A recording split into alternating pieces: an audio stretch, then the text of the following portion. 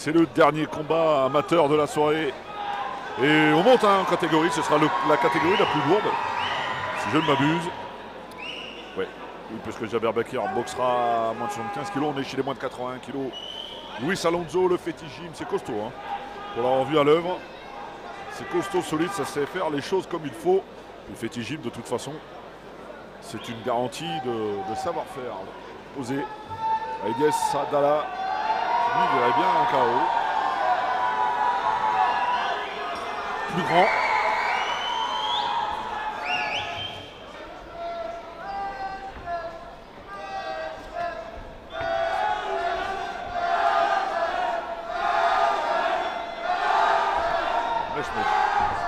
Je crois que c'est ça.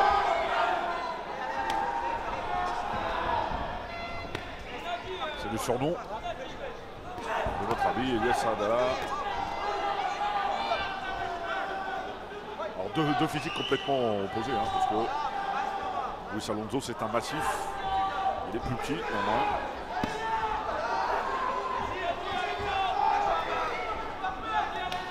À l'inverse, Elias c'est lui plus grand, donc plus longiligne.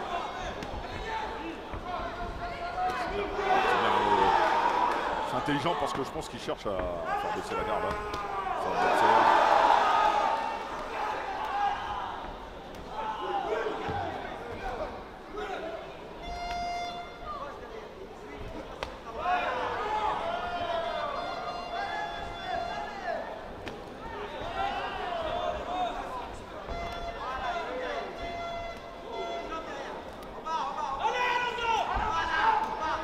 Allez, on ne se livre pas complètement hein, pour l'instant. C'est construit, réfléchi. Et quand il lâche les jambes, ça passe bien. C'est peut-être un registre sur lequel il doit insister, Elias Sadala.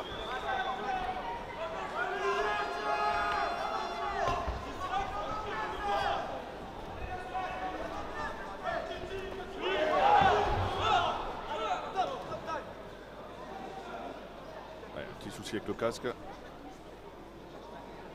On n'aura plus ce problème hein, pour le prochain combat puisque on passera chez les pros. Le format c'est 3 reprises de 3 minutes sans protection évidemment.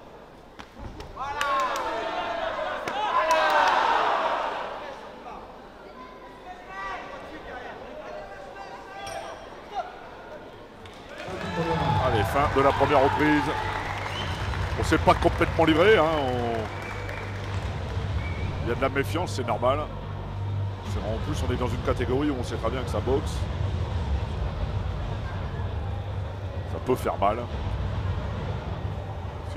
Pour moi, c'est une des plus belles catégories. Hein. Les moins de 81 kg. On a dit puissance et technique. C'est quelque chose de toujours intéressant. Allez, la deuxième reprise de ce combat entre Luis Alonso.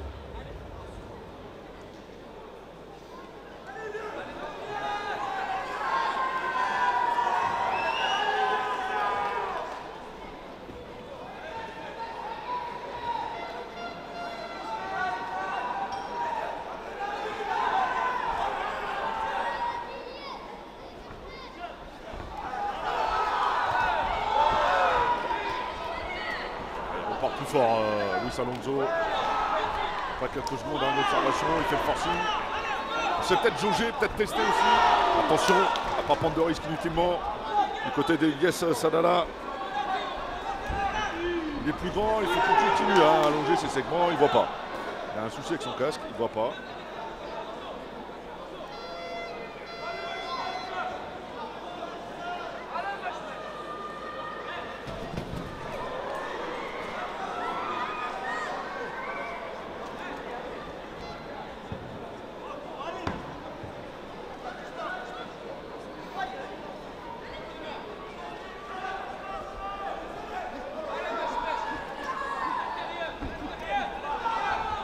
Allez, on repositionne la caméra, un petit incident, rien de grave. On repart sur le même registre. Hein.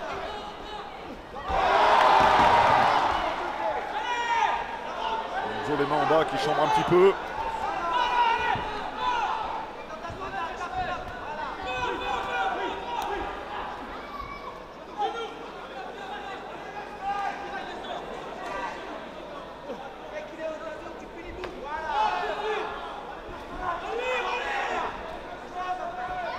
Le travail de cadrage est bon.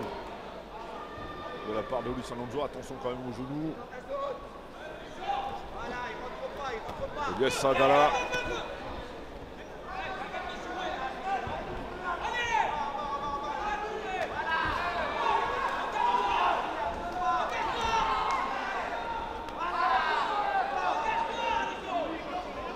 Il faut récupérer un petit peu parce que ce qu'il fait Luis Alonso, c'est mettre beaucoup d'intensité dans les coups. Ça demande de l'énergie. Il aimerait bien une explication un peu plus en puissance. Et c'est intelligent ce que fait Yes Sadala, de ne pas rester en face, d'utiliser le ring. Il faut se montrer plus précis pour l'instant. Et c'est la fin de la deuxième reprise, oui, bien entendu. Allez, il reste une reprise dans ce combat des mi-lourds, moins de 81 kilos.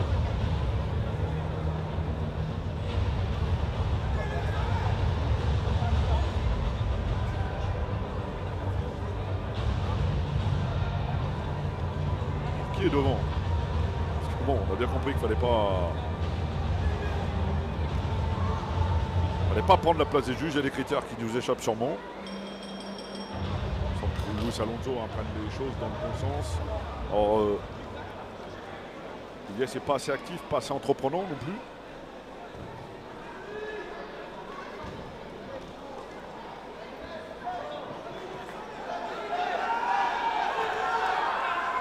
Entre les deux hommes.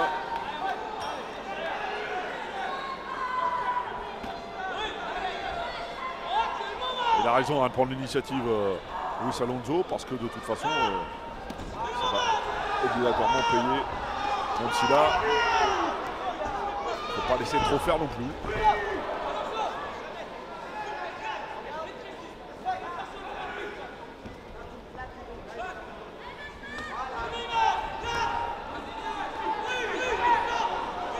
Il travaille bien des deux mains, Luis Alonso, mais s'expose au genou, on l'a vu un instant.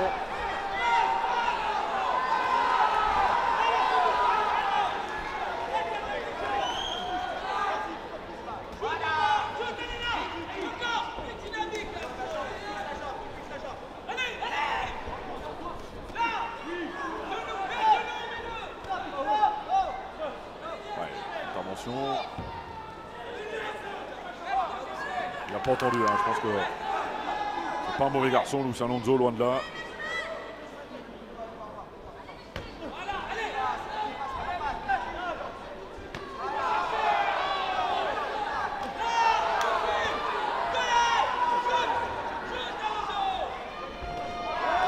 Il est dangereux avec ses jambes, Sadala.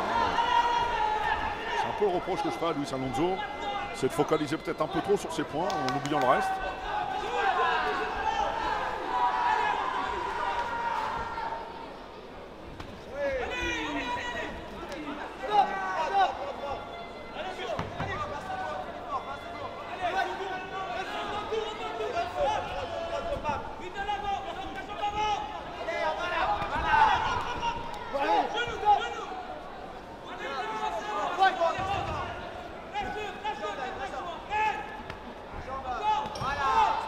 C'est la fin de ce combat. On va attendre la décision. Ce ne sera pas forcément simple à donner pour le coup.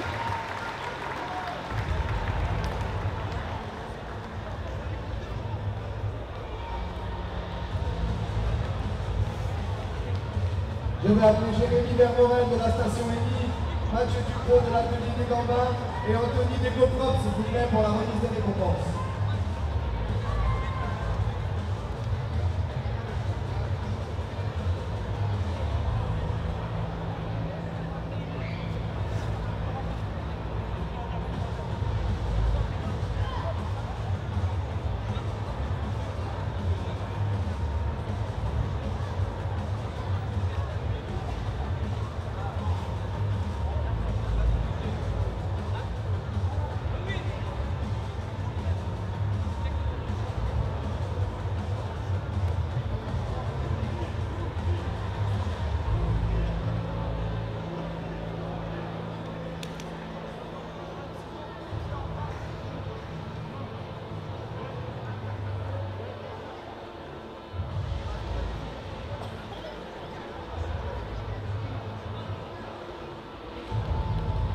Allez, qui de Luis Alonso ou d'Iliès Sadala s'impose dans ce combat. Verdict. Est déclaré vainqueur de ce combat dans le coin bleu, Mesmer. C'est ce que